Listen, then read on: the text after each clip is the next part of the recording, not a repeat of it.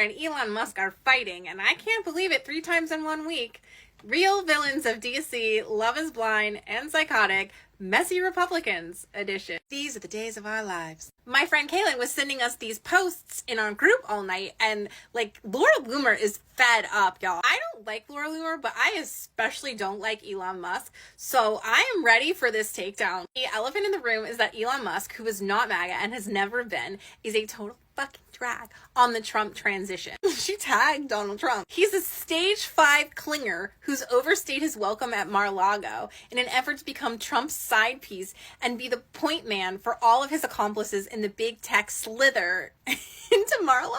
Slither what? And after Elon was summoned, he's like, don't pay attention to her. She's just trolling. And Laura Loomer wasn't having any of it. She's like, read the room, bro. You bought your way into MAGA like 5 minutes ago. Some of us have been here for a while. And speaking of stage 5 clingers, some of us have already been excommunicated from Trump's plane. I mean, we knew the infighting between Republicans was going to get intense. I just didn't realize it was going to happen so fast. None of these people are good people. They're all in it for themselves. What did we think was going to happen when we put them all on one side? Total chaos. I love it. Trump keeps hinting he's going to save TikTok, and since we live in a simulation where only stupid things can happen, I'm starting to think he might. He's said in 2 different speeches that TikTok has a special warm place in his heart and he has to do something about it because, according to him, it won him the election. And just in case you think money wasn't involved, a guy who gave him a substantial amount of it owns a large share of ByteDance, which is TikTok's parent company. But on like a fundamental to Trump's psyche level, he likes things that say good things about him and he dislikes things that say bad things about him. And since he's gotten it into his head that it won him the election,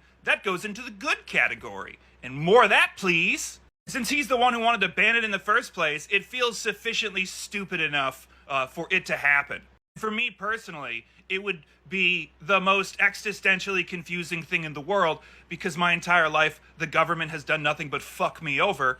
They sent me to a war and then didn't do a good job fixing that when I got back from it. So for me, it's par for the course for the government to be like, oh, hey, you know that small amount of success that you found that sometimes pays your medical bills when we don't? We're banning it. We're banning it specifically.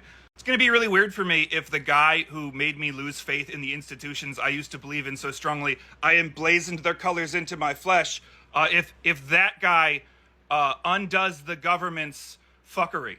Because his narcissism happens to align with my interests this one and only singular time. This is really reinforcing my Catholic upbringing that good things can only come in the form of a herald for horrible after things. But then again, maybe none of this happens because he's not really the president, Elon Musk is. And we know that because Trump had to give a big speech telling everybody that he was the president, gosh darn it, and everybody's got to stop saying President Elon because he doesn't like that, and, he's not from here, so he can't be the president. Sure sign of someone's entrenched power. And Elon owns a competing social media apparatus, one that is not doing very well. If you can't outcompete the competition, get the government to get rid of them for you.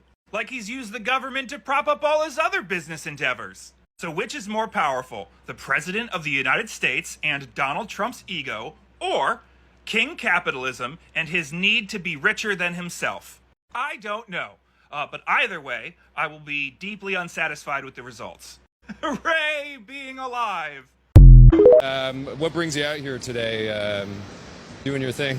Well, I've actually been coming out here for quite a while, for years actually, and I think it's important because democracy is under threat, and specifically by Donald Trump and his followers. But I'm also interested in reinforcing that with young people as well. I don't think that I'm changing anybody's vote.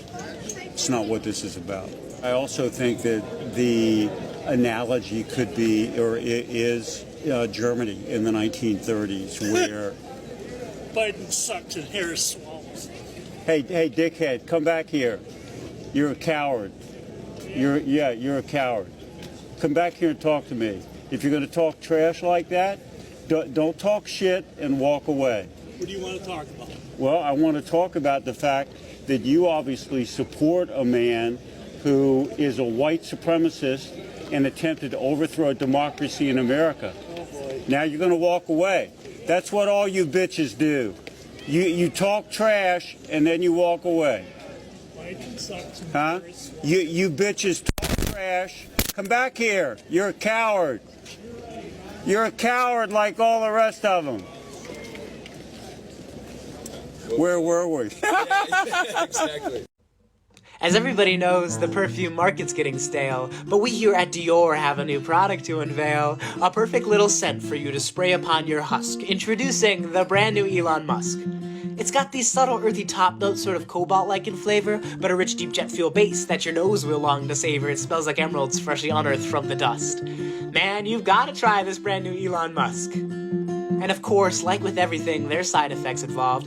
You might lose your sense of empathy, or even start to bald. You might begin to feel your tiny heart harden into stone. Might begin to feel the thirsty urge for power in your bones. You might slash cancer funding, or get really bad at jumping. Might feel yourself turning, warping into something that you do not recognize. You may grow deaf to Popper's cries, and in your eyes you may surmise that the world is just your prize. And the scent may not attract the ladies, but the presidents will flock. It may not make you stronger or grow your tiny car, but as the world ends and we approach our final dusk, you'll want to smell like sweet, sweet Elon Musk. I don't know, but the fact that we've lost a whole ass congresswoman for 6 months and nobody seemed to notice seems like the impetus for discussion, at least, on term limits for Congress members. But for those of you who weren't following this saga, let's catch you up. Texas Representative Kay Granger, who is 81 years old, evidently hadn't made any votes since July. It's December now. She used to be the chairwoman for the Appropriations Committee. She stepped down and said she wasn't going to run again. The Republicans found somebody to run in her stead.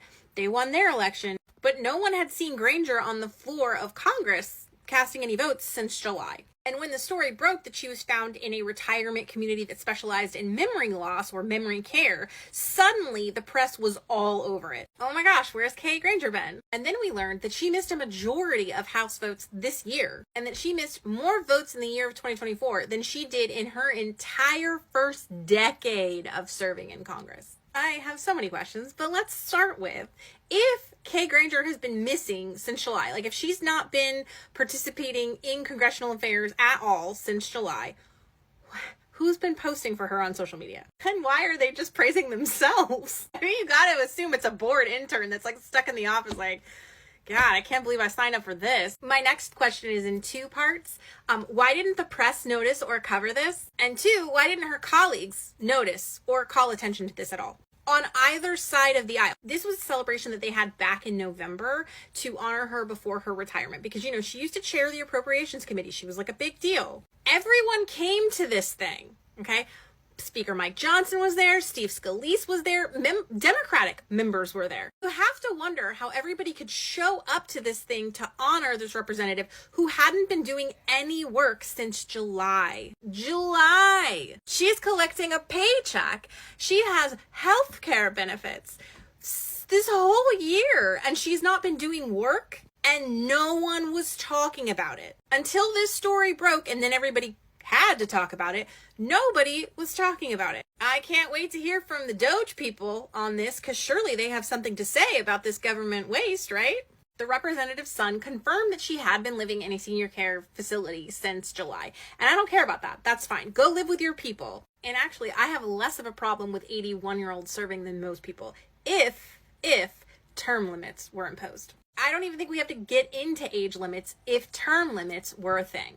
Because if term limits had been imposed, Kay Granger, who was elected back in 1997, would not be in this position right now. She would have been long gone. I'm not sure how many years it takes to get the professional courtesy where your colleagues just simply look the other way when you're not doing your job for like a full ass year. But I assume if term limits were imposed, it would do away with that. Because even if Kay Granger had a group of besties willing to vouch for her, you know that the rest of the people, the newbies that are like, if I'm having to come to work, then everybody is, would blow the whistle. But here's where it takes a lot of work on our part, because obviously the people who are currently in Congress have zero incentive to impose term limits because they don't want to find themselves out of a job, find themselves without access to insider trading. What? Did I say it? I did. So normally it would take 2/3 of a vote in Congress and then approval of the 38 states in order to ratify term limits for Congress. But technically the states could bypass Congress through state conventions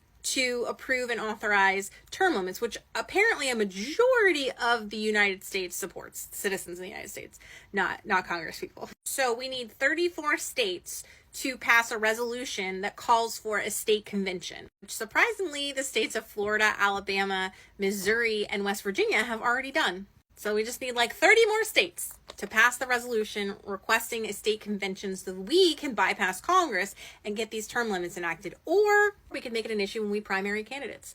Are you in favor of term limits? Do you support affordable healthcare? You know, things like that.